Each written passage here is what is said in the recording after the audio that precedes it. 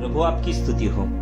प्रभु यीशु मसीहा के नाम में आप सभी को धन्यवाद करता हूँ। प्रियो, आइए प्रभु के वचन को ध्यान करते हैं। भजन संहिता अध्याय 8 वचन 1 से 6 तक। हे यहोवा हमारे प्रभु, तेरा नाम सारी पृथ्वी पर क्या ही प्रतापमय है।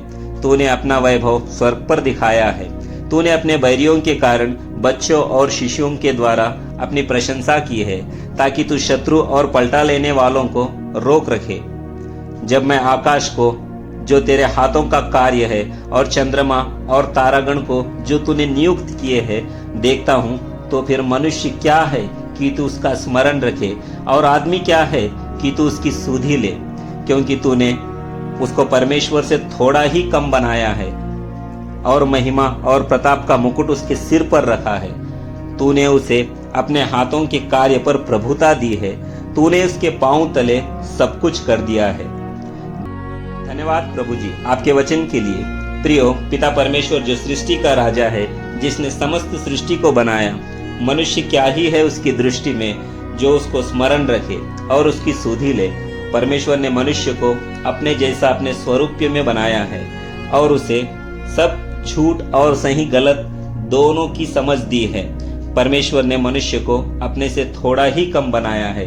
बाकी सृष्टि के सारे जीव जंतु, पशु पक्षी, जल के प्राणी, सभी पर उसने मनुष्य को अधिकार दिया है। लेकिन इंसान यह भूल गया है और वह अपनी मनमानी से जी रहा है।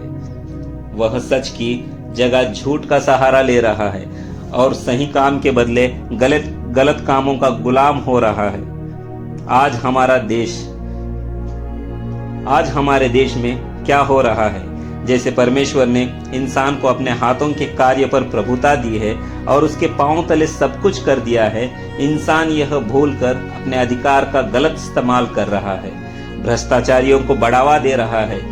रिश्वतखोरी, चोरी, धोखेदारी, घूस खाने वाले ऐसे कुछ लोग आज हमारे देश को चला रहे हैं, हमारे देश के नायक बन चुके हैं। यह सोचते हैं कि राज्य हमारा है तो हम कुछ भी कर सकते हैं, और ऐसी नीच कमाई का ये भगवान का आशीर्वाद समझते हैं।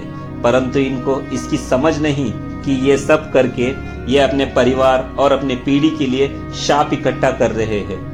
प्रियो, देश का नागरिक होने के नाते हमारा यह फर्ज बनता है कि हम सही और गलत इंसान में फर्क देखें और सही इंसान का साथ दें और सही राह पर चले।